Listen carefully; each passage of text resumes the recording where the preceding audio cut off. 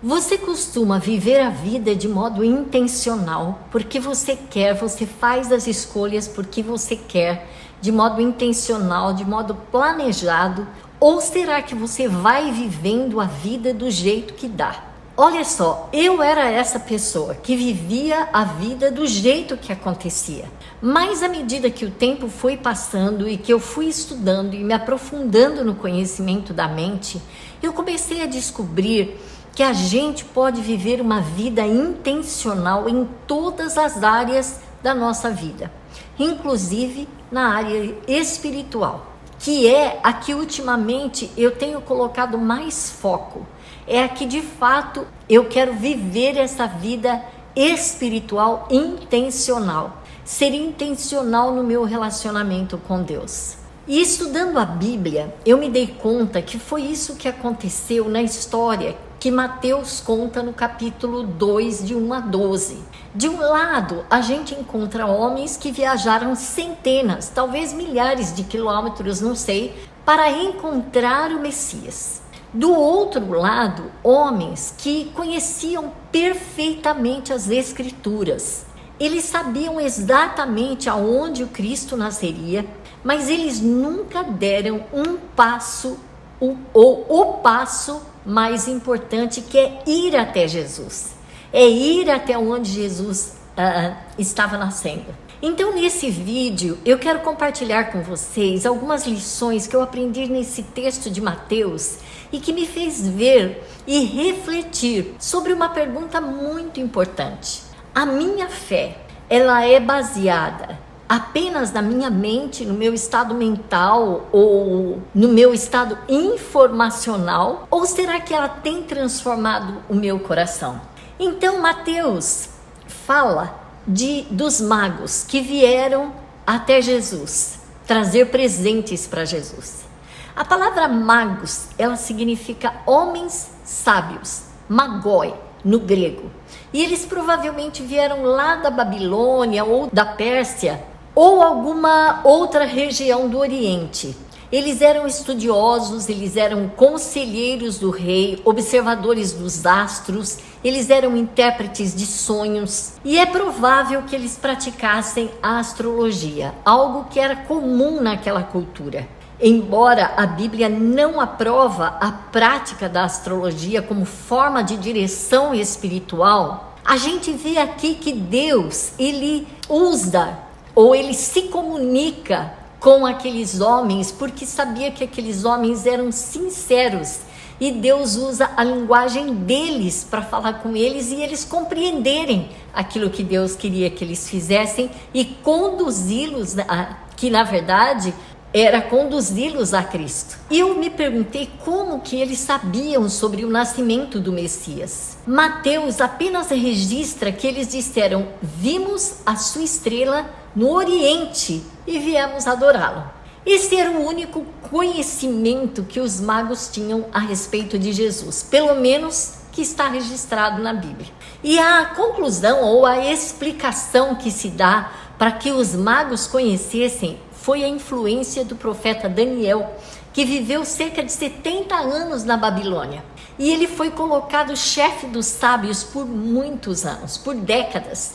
E por décadas também ele ensinou aqueles homens, aquela corte, sobre o Deus de Israel.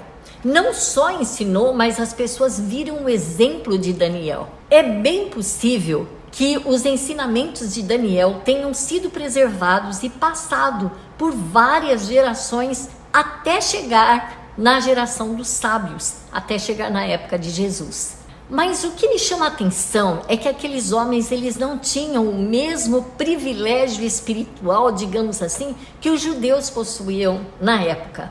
Mas mesmo assim, eles observaram os sinais que Deus lhes deu.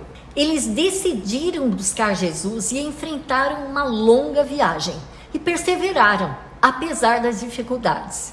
Eles tinham menos conhecimento, mas eles demonstraram muito mais disposição para obedecer à luz que eles haviam recebido, ainda que essa luz fosse pequena em termos de conhecimento. Agora percebe a ordem desses acontecimentos, como Mateus fala essa sequência. E eu achei isso incrível, sabe? Essa percepção de Mateus para colocar essa sequência. Tem um porquê. Primeiro, os magos acreditaram na mensagem. Depois eles buscaram. Eles encontraram Jesus, eles adoraram a Jesus e somente então eles abriram os seus tesouros. E essa ordem, ela é importante, porque a verdadeira adoração sempre produz entrega. Primeiro, entrega-se o coração, acredita-se. E depois eles entregaram os recursos, o tempo, os talentos e a própria vida. Eles se dispuseram a se sacrificar para ir lá visitar Jesus. Muitas vezes a gente quer inverter a ordem. A gente quer oferecer coisas boas para Deus antes de entregar aquilo que Deus mais deseja, que é o nosso coração. Herodes, enquanto os magos vieram para adorar Jesus, Herodes, ele reagiu de uma forma diferente e de uma forma assim, até animalesca, digamos assim. Mateus fala que Herodes ficou profundamente perturbado quando ele ouviu falar do nascimento do Rei dos Reis, ou do Rei dos Judeus. A gente não sabe exatamente tudo o que passava, obviamente, no seu coração, mas as atitudes de Herodes revelam alguém que foi consumido pelo desejo de preservar o seu próprio poder. E como a gente ainda vê isso, né, nos nossos dias. A pessoa quer preservar o poder e ela faz qualquer coisa a qualquer custo. Ela se deixa dominar pelo seu cérebro reptiliano, né, por aquele que já não pensa mais, só está pensando em preservar o seu orgulho, o seu poder, na verdade. E ele tinha muito medo de perder esse poder. E por isso ele tomou decisões cada vez mais impulsivas, cada vez mais pecaminosas, até fazer o que ele fez, que foi matar todas aquelas crianças, né? Você pode ler a história que você vai saber o que Herodes fez. Mas, na verdade, a obsessão de Herodes pelo poder o levou ao extremo de ordenar a morte de inúmeras crianças inocentes. A gente vê que o pecado começa muito antes das atitudes. Ele começa no coração. Por outro lado, aqui a gente vê também os sacerdotes e os escribas. Eles eram muito conhecedores, ou na verdade eles eram os maiores conhecedores das escrituras na época. E eles sabiam exatamente aonde o Messias nasceria. Eles conheciam a profecia de Miqueias 5:2. E tanto que eles responderam imediatamente quando Herodes perguntou. Eles responderam imediatamente aonde nasceria o rei dos judeus. E Belém ficava apenas a mais ou menos 8 a 10 quilômetros de Jerusalém. Mas eles não se moveram para ir até Jerusalém, eles nunca foram ver Jesus. Pelo menos não está registrado lá na Bíblia, não tem esse registro. E os magos viajaram centenas de milhares, talvez, de quilômetros. Mas os escribas não percorreram nem os poucos quilômetros que os separavam ali de Jesus. Conheciam o caminho, mas eles não quiseram fazer a caminhada. E quanto mais eu leio esse texto, mais eu percebo dois tipos de pessoas aí. Os magos, que tinham menos conhecimento, mas tinham mais disposição. Os escribas, que tinham muito conhecimento, mas pouca disposição. Os magos que responderam à luz que receberam, ainda que era uma pequena luz, um pequeno conhecimento, e os escribas que permaneceram aonde estavam com o tanto de conhecimento que eles possuíam. Os magos buscaram, os escribas apenas informaram. Os magos adoraram e os escribas continuaram apenas estudando. E existe uma frase que me marcou profundamente enquanto eu preparava esse estudo. A distância entre Jerusalém e Belém era pequena, mas a maior distância não era geográfica, era a distância espiritual. Era a distância que havia aqui da mente para o coração dos fariseus e saduceus da época. Isso me faz pensar em quantas vezes a gente pode conhecer a Deus, pode ler sobre Deus, pode ouvir sobre Deus, pode ir na igreja e por uma vida como eu fui, e ouvir de Deus, e ouvir que Ele ama, mas isso não faz diferença na vida da pessoa. E muito pelo contrário, a pessoa, falando de mim, continuei com muitas inseguranças, com muitos medos, porque eu não conhecia o meu Salvador. Eu conhecia versículos, como conheço, como gosto de estudar, gosto de decorar, mas não é isso o que me faz ficar mais perto de Jesus. A gente pode assistir muitos vídeos cristãos, a gente pode assistir muitos sermões. Eu tenho certeza que se você ama Jesus, se você vai a alguma igreja, você deve ter assistido centenas de sermões na sua vida. Mas a pergunta é, eles mudam você? Eles têm mudado a sua vida? As suas ações têm sido transformadas? A sua mente tem sido transformada? Essas perguntas que eu estou fazendo para você, eu faço para mim. E eu fiz para mim durante muito tempo. Porque por muito tempo a minha fé era apenas intelectual, mas não prática, não experiencial. É até difícil falar essa palavra.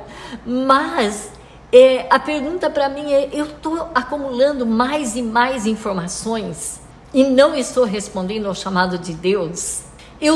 Será a humildade dos magos? Ou será que eu tenho a autossuficiência dos escribas? E será que eu estou disposta a sair da minha zona de conforto para buscar Jesus de maneira intencional? Você está disposto a sair da sua zona de conforto para buscar Jesus de modo intencional, várias vezes ao dia, trazendo à sua mente a percepção da presença dele na sua vida? Os magos, eles não foram elogiados porque eles sabiam muitas coisas. Eles foram elogiados porque eles responderam à luz que eles receberam. Os escribas, na verdade, sabiam muito mais, mas eles permaneceram ali, onde estavam. E para mim, essa foi a maior lição de Mateus 2, que é a seguinte: não basta saber onde Jesus está, não basta ouvir o nome de Jesus, saber que ele está talvez numa igreja sendo adorado, mas é preciso ir até ele todos os dias, conhecer ele de verdade. E conhecer ele de verdade é maravilhoso.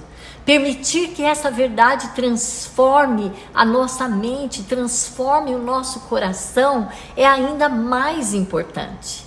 A minha oração é que Deus nos dê um coração semelhante a dos magos, humilde, disposto a buscar, pronto para adorar completamente, rendido ao verdadeiro Rei. E como eu falei a princípio, sendo intencional. E como é bom a gente buscar a Deus de modo intencional. E essa decisão de buscar a Deus de modo intencional, ela transforma a nossa mente.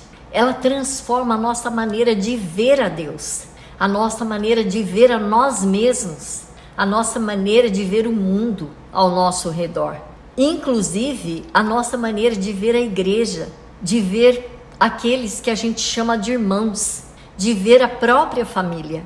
A nossa mente, ela vai se transformando à medida que a gente vai tomando a decisão de buscar a Deus de forma intencional e de forma como os magos fizeram, com a pouca luz que eles tiveram. E às vezes a gente pode até dizer, mas eu não sei tal coisa, eu não sei falar direito, eu não sei mexer, enfim, eu não sei fazer certas coisas que eu gostaria de fazer. Mas muitas vezes a gente nem sai daquela zona de conforto que nós estamos com essa desculpa: eu não sei fazer, eu não sei falar. Então eu quero convidar você a ser intencional na busca de Jesus, porque saber sobre ele é muito diferente de conhecê-lo e tê-lo junto de nós. Então, se você tem o desejo de ter uma vida mais intencional, parar de levar essa vida do jeito que está te levando, do jeito que ela quer te levar e você vai se deixando. Se você quer parar de viver assim e viver uma vida intencional, e nessa época que eu estou falando da vida, ser intencional na vida espiritual, vão ter outras áreas também, porque a gente pode ser intencional em qualquer área da vida, mas se você quer ser, nesse momento, nessa época da sua vida, ser uma pessoa intencional na sua vida espiritual, no relacionamento com Deus, em buscar mais a Deus, buscar conhecer mais o seu Salvador, então se inscreve nesse canal, comenta, fala aí da época da sua vida que você está nesse momento, e se intencional ou não, e eu vou ter o maior prazer de ler os comentários. E dá um like também e compartilha com quem você acredita que precisa ouvir. E até o próximo vídeo.